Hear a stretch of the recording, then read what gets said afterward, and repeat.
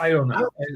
So this one might not sell to kids per se because it is an adult series. Um, because of the topics that are there that it discusses, and there are some that will hit home and hit hard. Like Okay. there's actually one that sells to kids and adults kind of, but Frieren is a really neat series because What is it? Frieren at Journey's End. The story behind it is well, the premise is you have just like in any like in D&D or any Yeah, I can't. fantasy where you have Anything that's got a Lord of the Rings medieval flavor, I can't deal with. well, this is basically there's a group that just saved the world. It saved the world a couple of years ago, and they have nothing else to there's no more journeys that they need to go on. So they're kind of separated now, and you follow this elf. And No, the yeah, elf, as soon as once you say elf, I can't watch it. well, you'll like it because I think they don't really sell you the elf thing. It's just, hey, you're following the story of this person watching everybody around her that she cared about die because Yeah. Well, she I do doesn't. I like superhero stuff where the superheroes have nothing to save and they're just hanging out and slowly losing their shit because they have nothing to do. For that, there are two Okay. of them. One Punch Man is a comedy about superheroes, um, because it's a spoof on superheroes. The main character is basically Superman in a sense, but he got nothing to do. He became a superhero just because, Yeah. and it's So just Peacemaker does that. I like Peacemaker a lot with and John it's Cena. similar to that. Yeah, Um, where everybody it's like all these D-level superheroes and they're they're barely competent and nobody trusts them to do anything and there's a lot of I like that stuff. I don't like where the whole show is the superheroes create a bunch of they don't save anything except the world from the problems that they created in the first place, which is Umbrella Academy. Umbrella Academy never accomplishes anything except for being pissy with themselves and just, you know. so this is not like One Punch Man isn't. One Punch Man is uh it honestly, yeah, it's a spoof on this ultimate hero, but he doesn't realize he's this ultimate hero. But every time he fights, the reason he's called One Punch Man is because he kills everybody with one punch if he punches them. And he gets mad that he does that. So he's bored, doesn't want to be a superhero. He just wants to play, he just wants to sit in his room and play video games. It's just the All right. writing is actually well done. I like most movies are a superhero story. There's a movie, Song Sung Blue, with Hugh Jackman and Kate Hudson, and it's a superhero story where about a third of the way through the movie people discover their superpower. Their superpower is when they team up they're the best Neil Diamond interpreters in the world. Spy vs. Family is that. Well, almost every movie is somebody discovers their strength, and that's always a great part of a movie. Yeah, You that's a like great Spy point. vs. Family All right, too. but now we should Spy talk vs. about the Family. world again Oh because yeah. We're back talking about shows. Yeah, we got Sharif here. We got Sasha here. So, what's going on in Bangladesh, Dr. Sharif? Oh, right now I'm in Rajbari, a small places in Dhaka, Bangladesh, and we have a conference tomorrow. I think around few thousand student, young people, they're gonna join, and I will join as a keynote speaker. Definitely, I will promote our discussions and dialogues with our students.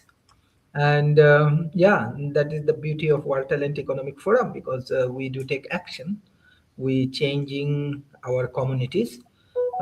It's a very small communities, but this is the channel where 100 million people live in this region. And specifically, from my point of view, the youth are the major initiator for political change, for economical change, and for economical applications. So we are uplifting the youth communities, we are developing the leaders, and we are developing the communities in an effective way. So that is the good news, and it's very hard. It's not like I just do the podcast and people are aware. You have to go for travel every day, around 300 to 400 kilometers. You have to convince the politicians and the organizations and corporations and academia, and then maybe in few months they will come to your ecosystem. So hopefully with our action we can develop better world. That is my commitment for this community. Thank you. No problem. Appreciate that. Speaking of actions and people doing actions and everything like that, I was talking to Irene Parker, our host for the Timeshare Show, and all along those lines. And she's actually going to be, and I know we've had others like Dr. Walker and, well, David Walker, I don't think he's a doctor, and others appearing before the Senate and everything along those lines. But she's going to be appearing at a hearing that'll deal with the predatory element of timeshares on Thursday. So that'll be the day after tomorrow. So maybe she'll appear either tomorrow or Thursday on this show. But I do know that she's excited about this appearance, and apparently she's asking other people to give their comments if they've had timeshare nightmares to the senators. And there's a link that might even be on our page later on as well. We just wanted to share that because definitely her and Kim had mentioned that that is going to take place on Thursday. Sasha, how are you doing today? I know we got the Ukraine, Russia, China show very shortly in about 20 minutes or so and something like that. But how are you doing today, and what other things are going on in the world that you're paying attention to? I know there's been a shift in some of the people behind Zelensky, and I guess there's negotiations going on. And I understand that Iran's back in the news because they are reaching out to Moscow again as well. But share a little bit about what you've been watching and what's on your mind in the news front. Well, a couple of words about this timeshare idea. This is, in a way, legitimate business, which, for several reasons, can act without any punishment very irresponsibly to people who invest or purchase it. I even don't know, it's definitely not an investment. It's a purchase of some time that they could use it and exchange for some other units and all that stuff, which opens a door for a lot of unscrupulous operators who can continue to do so without any punishment. This is not right. That definitely has to be. On the other hand, in many cases, they're not even breaking the law. They are just using the law to their advantages, and because of the financial cloud that they have lawyers, they have everything else, and the people who purchase this timeshare, most likely they will not have lawyers representing them, because if they would have lawyers, they wouldn't purchase this timeshare in the first place. So it's almost going in tandem. So the individual doesn't have a lawyer, acts on its impulse, high pressure tactics at selling point. Okay, so they are being separated from their investments. And then they have a very difficult road to trying to recover their investment. Actually, I'm not sure that, I never seen it. I'm not dealing a lot with the people who purchase the timeshare. But if I would be surprised that there is even one single person who recovered their investment. I would be very surprised, because there is no incentives for people who grab their money to get them back one form or another, unless they would be forced by a law, by a court order, or something very significant. So they would consider to give some money back, all of it, or even some of it, or just anything.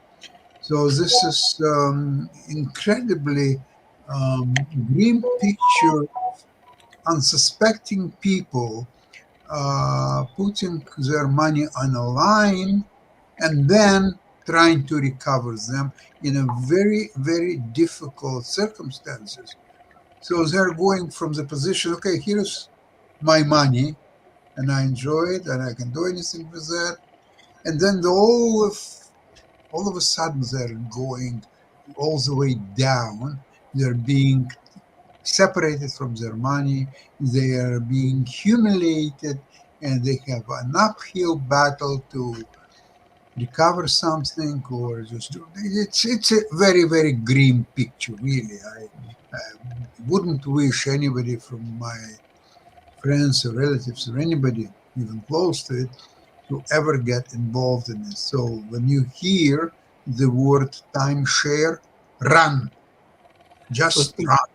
Well, speaking of things that you like people to run from, and I know that I've got friends that are involved in it, and I think Jacoby does as well, and everything like that. But apparently, they're saying that Bitcoins and things along those lines were actually up and all along those lines. So I guess people that are invested in that were having a bump, but there are some concerns that that bump is only going to be temporary. So just wondering anybody's thoughts on that, because that's what I'm hearing, Jacoby, is that there was a bump in people that were getting into Bitcoins. It was having a significant bump during the end of the year and everything like that, even though I know there's a lot of folks here on this network that are not fans of it, and I'm not saying that I've got any. In fact, I don't have any.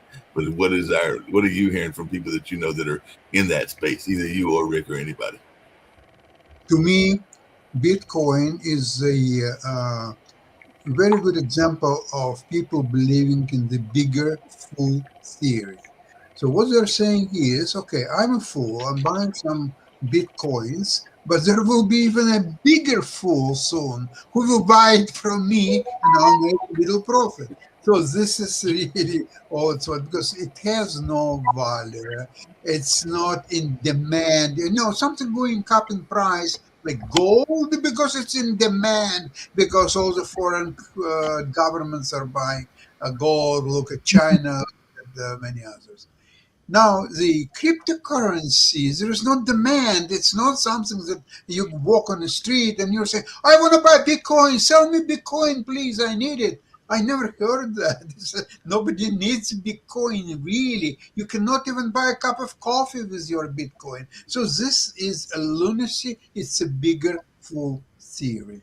Nothing more. So I bought $100 worth of Bitcoin because Mark Cuban, who's a smart guy and not an a-hole, said that at some point it will have this hockey stick curve where it goes not to infinity because nothing can go to infinity, but where it will explode in value. I'm like, well, okay, I'll put $100 on the possibility of explode in value. And this was, I don't know, 2 years ago. And I've watched my $100 go to $180 and then back down to $130. And so, all right, I'll just sit on it forever. And if it goes to infinity, then I'll have infinity dollars. And if it goes to zero, then I'll lose $100. But no, I wouldn't put a huge chunk of my assets in it. When you're young and stupid and you got nothing to lose, then maybe you roll the dice on stuff. If you're 25 years old, you've got 50 years to get over your losses, make more money. I'm not 25 years old, so I'm not going to put my money in crazy crap. Well, you should listen to Jensen Huang, who is the chairman of NVIDIA. What he said yesterday, it's on YouTube, you can find it, the most significant stocks he would buy. And not surprisingly, it was Taiwan Semiconductor, which is making chips for NVIDIA, AMD, Broadcom, just any other significant chip making company. Number two, it's ASML. It's a Dutch company which provides equipment for TSM and likes to produce these chips. And finally, it's NVIDIA itself, because without NVIDIA, there is no possible any progress in artificial intelligence, and everything, all infrastructure of artificial intelligence is based on NVIDIA, nothing else. So these are the three stocks which Jensen Huang recommended.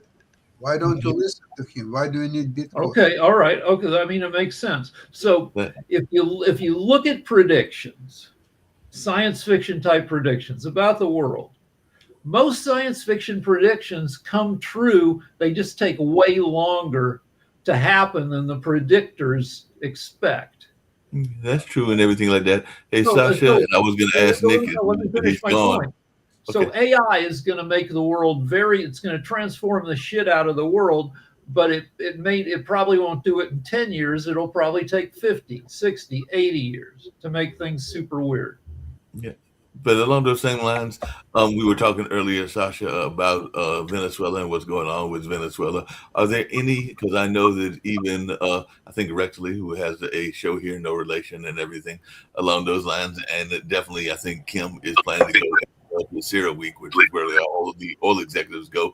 Are there any oil companies that you would invest in? Because I'm thinking that American oil companies are going to be possibly even encouraged to go down to Venezuela to help with the oil production down there and everything like that. So, are there any oil companies that you would invest in, or you try to stay away from oil?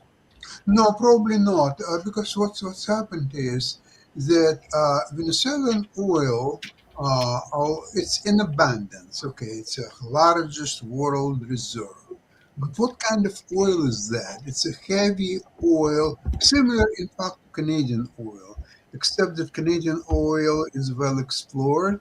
It's being used all over the world, and there is no shortage of any oil coming from Canada. Venezuela is a different story. You need to invest perhaps $100 billion before you will start really to exploit the oil. Now, even if that investment will happen and the oil, Venezuelan oil, will be in abundance available, then the oil prices may go down to $30, which will hurt the ExxonMobil and Chevron and other oil companies tremendously. So they are at the dilemma: stay where they are right now, making profits and being in a good shape, or take a risk of investing these tens of billions of dollars with the risk that if it's unsuccessful, they lost tens of billions of dollars. Now, if it is successful, then the price of oil will go down to $30 and their profits will go down with that. So this is very unenviable situation for U.S. oil companies. So U.S. government now says that we are going to invest in the oil resources in Venezuela, so the U.S. oil companies will benefit from it. Now, this is another thing. It's incredible then. So U.S. government, which has to provide comfortable, if possible, life for their citizens, now says, no, you know what, you citizens, just go and suck your thumb. We are going to provide enormous resources to our oil companies, so they will benefit from all this exploration and the oil sales from Venezuela. Now, wait a sec. Okay, it will definitely benefit shareholders of ExxonMobil, Chevron, and others. How it will benefit the American taxpayer? Which way? There is no way. They're struggling right now. There is no soybean sales to China. So the farmers are suffering just as well. So what kind, okay, give another $40 billion to Argentina, find some other your sympathizers around the world and support them, give them money. How American people will benefit from it? That's my question. Forget about the U.S. oil companies. One U.S. oil company remains in Venezuela, Chevron. Mhm. The others pulled out when the government started nationalizing and pretty much stealing from the companies.